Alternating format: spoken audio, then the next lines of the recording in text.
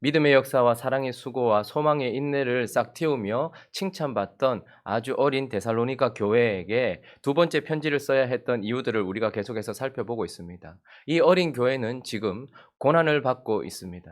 바른 길을 걸어가기 때문에 찾아오는 대적자들로부터의 고난을 받고 있고 환난을 받고 있을 때에 어떻게 해야 되는지에 대하여서 그런 교훈을 우리에게 주었고, 또 한 가지, 이 세 가지 문제가 있었는데, 하나는 고난이었죠. 또 하나는 아주 어린 교회였기 때문에 완전한 진리를 알지 못했고, 그래서 어떤 부분에 있어서 거짓 교사들에 의한 거짓 메시지 때문에 혼란을 겪고 있었고 두려움 가운데 빠져 있었습니다. 그래서 거짓 교사들의 거짓 메시지들 가운데서 그는 진리를 가르쳐 주었고, 이 가운데 어떻게 해야 될지에 대해서 말씀을 나누었습니다. 바른 길을 걸어가다가 받게 되는 고난 속에 있는 데살로니가인들을 교훈하고, 또 거짓 메시지 때문에 혼란과 두려움을 겪고 있는 그들을 바로잡아주며, 이제 마지막 한 가지 그들을 괴롭히고 있었던 것은 무엇이냐면 그들 교회 안에 있었던 어떤 형제들의 문제였습니다. 오늘 보니까 게으르게 행하고 있는 자들이 있다라고 말합니다. 특별히 교회마다 다 교회가 비슷하겠지만 각 교회마다 특색이 있고 각 교회마다 여러 가지 문제들이 있는데, 특별히 데살로니가 교회에는 일하지 아니하고 일만 만들고 있는 게으르게 행하는 사람이 있었습니다. 데살로니가 교회는 특별히 주의 날을 사모하고 있었고, 그러다 보니까 주님 곧 오신다라는 어떤 재림 사상이 그들을 아주 강력하게 붙들고 있었습니다. 그러다 보니까 주님을 기다리면서 더 오늘 하루에 충성해야 될 삶에서 벗어나서 오히려 주님이 오시기 때문에 더 이상 세상 일을 하지 않아도 된다라고 말하는, 일하지 않고 게으르게 행하는 사람들이 있었어요. 이것은 일자리가 없어서 일을 하지 않는 것이 아니라 일이 하기 싫어서 그렇게 한 것이죠. 그러니 어쨌든 그것이 영적인 일을 해야 한다라는 어떤 거룩함과 거룩하지 않음을 자기 스스로가 분리해서 생각해낸 어떤 그런 관념 속에서 했던 행동이든지, 아니면 재림에 대한 잘못된 사상이든지, 어쨌든 하나님의 말씀에 어긋나게 행동을 하고 있으면서 일을 하지 않는다라는 것은, 여기서 게으르다라는 것은 단지 게으른 사람들만 얘기하는 것이 아니다라는 거예요.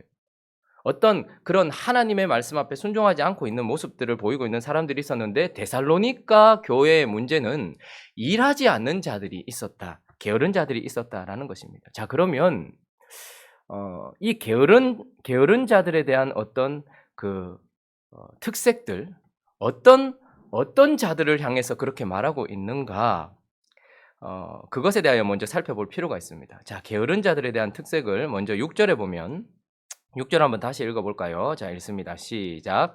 형제들아, 우리 주 예수 그리스도의 이름으로 너희를 명하노니 게으르게 행하고 우리에게서 받은 전통대로 행하지 아니하는 모든 형제들에게서 떠나. 자, 게으르게 행한다라는 것은 데살로니가 교회에는 특별히 일하지 않는 사람들에 대한 문제예요. 그러나 어쨌든 이것은 무엇이냐면 우리에게서 받은 전통대로 행하지 않는다는, 여기서 말하는 전통이란 인간의 전통을 말하는 것이 아니라 복음, 하나님의 말씀을 말하는 겁니다. 그러니까 이게 게으름이 되었든 간음이 되었든 돈의 문제 되었든 어쨌든 하나님의 말씀에서부터 벗어났다라는 것이 그들의 특징인 것입니다. 재림에 대해서 잘못 생각을 했든, 아니면 성속에 대하여서 성스러운 일과 거룩하지 않은 일 이런 것들에 대해 잘못 파악을 했든, 어쨌든 그들은 하나님의 말씀에 어긋나게 행동하고 있는 사람들이다라는 것입니다. 교회 안에는 하나님의 말씀과 어긋나게 행동하고 있는 사람들이 있다라는 것이죠. 뿐만 아니라 그들의 또한 두 번째 특징은 무엇이냐면 사도의 본을 따르고 있지 않다라는 거예요. 자, 말씀에서 벗어나서 거역하고 있을 뿐만 아니라 사도들이 보여준 본, 그러니까 삶의 지침들에서도 벗어나 있다라는 것을 말해주고 있습니다. 자, 7절에 보면 어떻게 우리를 본받아야 할지를 너희가 스스로 아나니 우리가 너희 가운데에서 무질서하게 행하지 아니하였다. 자, 어느 교회든지 특색이 있다고 말씀을 드렸어요. 아마 바울이 복음을 전했을 때에 사실 여기서 보면 내가 너에게 본을 보였다. 어떤 본을 보였냐면 많은 본들이 있을 것 아닙니까? 그런데 특별히 데살로니가 교회는 어떤 본을 보였냐면 일하는 본을 보였어요. 그래서 8절에도 보면 음식을 값없이 먹지도 않았습니다. 그래서 아무에게도 폐를 끼치지 않았습니다. 그런데 이것이 9절에 보면 우리에게 권리가 없는 것이 아니다라고 말합니다. 자, 바울과 그 선교팀들, 그러니까 그 목회자들은 그 성도들, 자기가 섬기는 성도들에게 사례를 받을 권리가 있었단 말입니다. 그게 원래는 맞아요. 그런데 그래서 보면 이 데살로니가 교회에 오기 전에 에베소 교회에 있는 성도들에게는 헌물을 받아서 그것을 가지고 생활을 하고 있었습니다. 그런데 데살로니가 교회에 와서는 특별히 그가 사례를 받지 않았을 뿐만 아니라 공으로 아무것도 받지 않았다는 거예요. 왜냐하면 특별히 데살로니가 교회를 보니까 그냥 일하지 않고 받으려고 하는 어떤 특색들이 있었겠죠. 우리나라의 복음을 전했던 선교사들도 우리나라의 그 민족성을 보고서 금주를 시켜버렸습니다. 아, 이 민족은 술을 절제 자체가 안 되는 민족이구나. 그래서 금주를 시켜버렸어요. 그런 것처럼 각 교회에 어떤 본을 보인 게 있는데 특별히 이 데살로니가 교회는 게으르게 일하지 않고 그냥 하나님의 은혜로 먹고 마셔도 된다라고 생각하는 사람들이 많았기 때문에 그들은 사실 사역자로서 그 교인들에게 사례를 받아서 생활해야 해도 됨에도 불구하고 그런 권리가 있음에도 불구하고 그것을 일체하지 않았단 말입니다. 자, 우리도 이랬다. 그래서 어떻게까지 말했는가 하니까 10절에 보니까 누구든지 일하기 싫어하거든 먹지도 말게 하라 이렇게 말했습니다. 그러니까 데살로니가 성도들에게 일하지 않는 것에 대하여서 본을 보였어요. 이거는 폐를 끼치지 않기 위해서이기도 했고 이들이 어떻게 살아야 될지에 대하여서 보여준 본이기도 했습니다. 그런데도 불구하고 이 게으른 자들은 또 어떤 자들입니까? 단지 게으르다라는 죄만 가지고 있는 것이 아니고 이 게으른 자들의 특징을 보면서 각 교회 안에 있는 죄인들을 살펴보고 있는 것입니다. 첫 번째는 하나님의 말씀을 거역하는 사람들이에요. 두 번째는 사도들의 본을 거역하고 있는 사람들입니다. 그리고 또 한 가지 특징, 세 번째는 있을 때에도 그랬고, 그러니까 변화되지 않는 게 문제입니다. 사람이 한번 잘못할 수 있습니다. 그런데 그 잘못에 대하여서 바꾸거나 시정하지 않고 있다는 것이 그들의 특징이기도 하고 큰 문제이기도 했습니다. 자, 10절 말씀 한번 읽어볼까요? 10절 있습니다. 시작. 우리가 너희와 함께 있을 때에도 너희에게 명하기를 누구든지 일하기 싫어하거든 먹지도 말게 하라 하였더니, 자, 11절 보면 우리가 들은즉 너희 가운데 게으르게 행하여 도무지 일하지 아니하고 라고 말합니다. 자, 무슨 말입니까? 바울이 거기 있을 때도 딱 보니까 뭐 재림이 가까웠다라고 말하든지 아니면 거룩한 일을 해야 된다고 말하든지 간에 어쨌든 일할 수 있음에도 불구하고 일해야 함에도 불구하고 일하지 않고 하나님의 말씀에 어긋나게 사도들의 본에 어긋나게 행하는 사람들이 있어서 그들에게 어떻게 했습니까? 그렇게 하지 마라라고 말했어요. 그렇게 하지 마라라고 말했고 데살로니가 전서를 통해서 또다시 어떻게 했습니까? 그런 자들 돌이켜라라고 말했음에도 불구하고 바울이 있을 때에도 권면했던 것을 듣지 않았고 바울이 떠나서 애타는 마음으로 편지를 보내서 고쳐라라고 이야기했는데도 고쳐지지 아니하고 지금까지도 변화되지 않고 있는 고집스러운 사람들, 그런 사람들이 게으른 사람들의 특징이고 또 한 가지 마지막 특징은 무엇이냐 하면 11절 후반부에 보면 일을 만들기만 하는 자들, 이 말은 말을 만드는 자들 이런 뜻입니다. 그래서 12절에 보면 이런 자들에게 우리가 명하고 주 예수 그리스도 안에서 권하기를 일하라라고만 말하지 않고 어떻게 하래요? 어떻게 하래요? 조용히. 그들의 특징은 무엇인가 하면 하나님의 말씀에 어긋나서 거역하고 있고 또 사도들이 보여줬던 본 삶을 어떻게 살아야 되는지에 대한 것도 어떻게 해요? 거역하고 있을 뿐만 아니라 있을 때에도 권면했고 편지로도 권면했고 거듭거듭 권면하고 있음에도 불구하고 듣지 않고 끝까지 고집을 부리는 뿐만 아니라 끊임없이 일을 만드는 사람들. 그러니까 일에 대한 관념 그리고 재림에 대한 관점이 다르기 때문에 사람들하고 관점이 다르고 하나님하고 관점이 달라요. 그러다 보니까 자꾸 다른 사람들에게 참견하는 거예요. 이래야 된다 저래야 된다라고 참견하면서 말을 만들고 일을 만들고 시끄럽게 하는 사람들, 그런 사람들이 게으른 자들이다라고 말하고 있습니다. 자, 데살로니가 교회, 이 어린 교회는 바른 길을 걸어가다가 고난이 찾아와서 지금 어려운 가운데 있고 진리에 대하여 명확한 어떤 정보와 지식이 없어서 힘들어하고 있었고 교회 안에 이런 자들 때문에 어려움을 당하고 있었습니다. 자, 그런데 이제 바울은 이 세 번째 지침, 이런 게으른 자들, 하나님의 말씀대로 행치 않고 있는 자들을 어떻게 대해야 되는지에 대해서 교훈하고 있는데요. 이들을 대하는 교회의 지침은 첫 번째는 무엇입니까? 떠나라, 지목하여 사귀지 말라, 그들로 하여금 부끄럽게 하라 라고 말하고 있습니다. 자, 6절 다시 한번 읽어봅니다. 시작.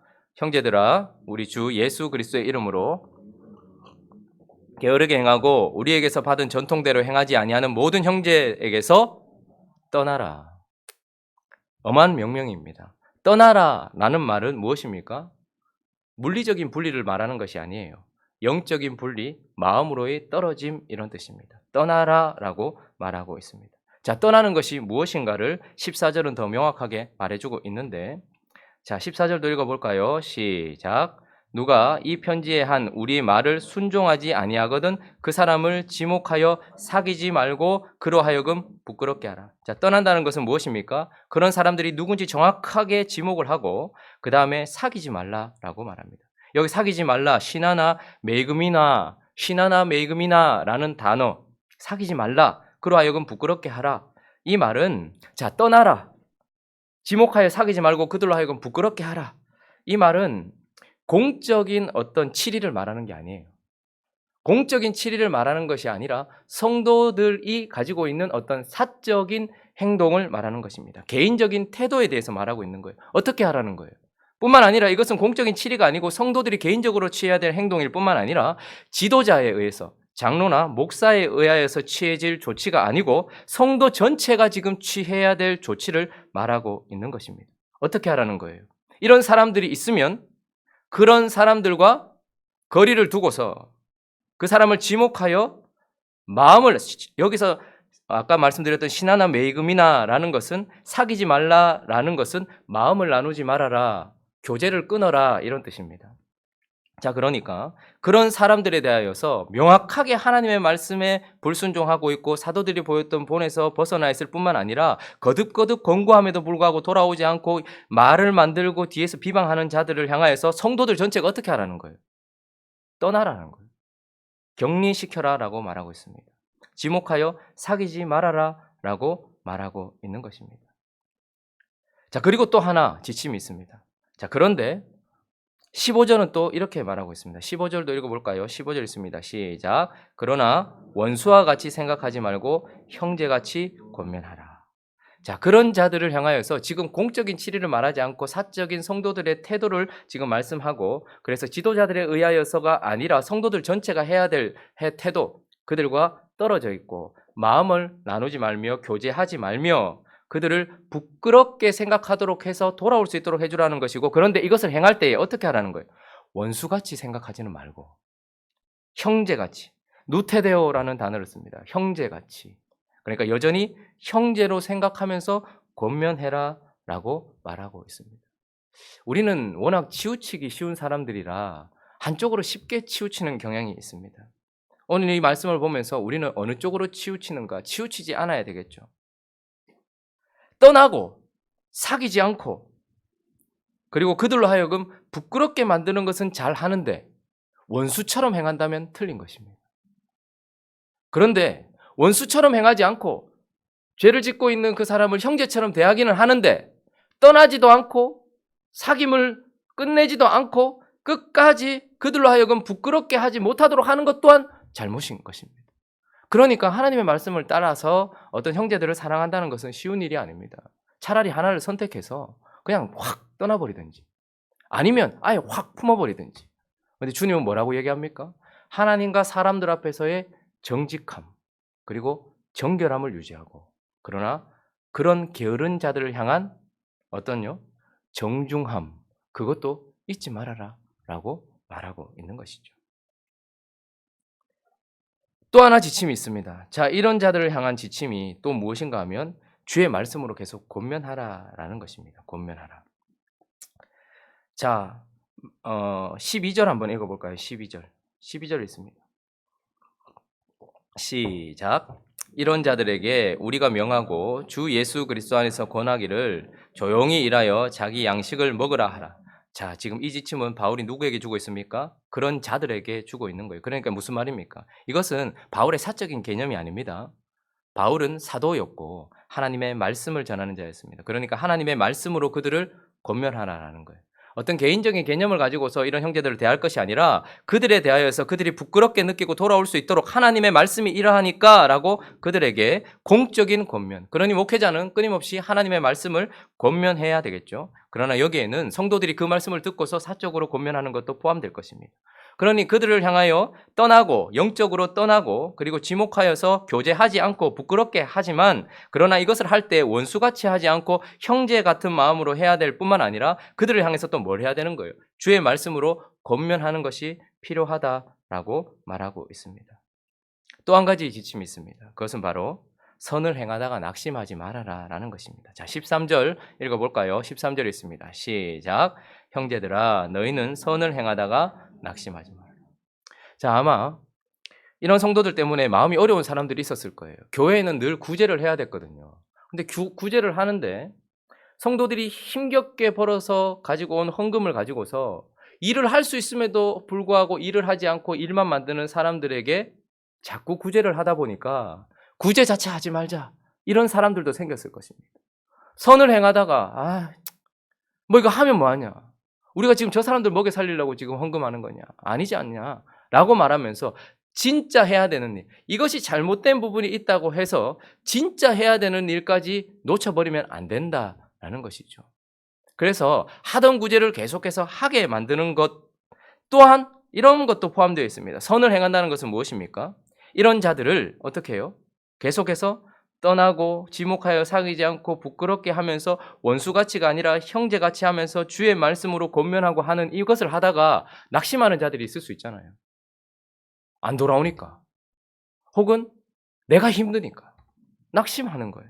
그런데 어떻게 해요? 하나님은 너희에게 준 지침대로 하는 그 선을 행하다가 낙심하지 말아라. 너희의 어떤 그 결과는 사람을 돌이키는 데 있지 않고 하나님께 순종하는 데 있으니까 낙심하지 말아라 라고 말하고 있는 것입니다. 구제 자체에 회의를 느끼고 있었던 사람들에게 그것에 대하여 회의를 느끼지 말고 하던 대로 계속 해라 라고 말할 뿐만 아니라 형제들을 향한 지침을 따르다가 낙심하는 자들도 하나님의 말씀대로 계속해서 순종해라 라고 말하고 있는 것입니다. 어떤 사람은 죄를 범한 형제들을 떠나고 지목하여 사귀지 않고 그를 부끄럽게 하는 것이 힘든 사람도 있어요. 근데 또 어떤 사람은 원수같이 대하지 않고 형제같이 대하는 것이 힘든 사람도 있어요. 그러니까 이런 일을 하다 보면 생각을 합니다.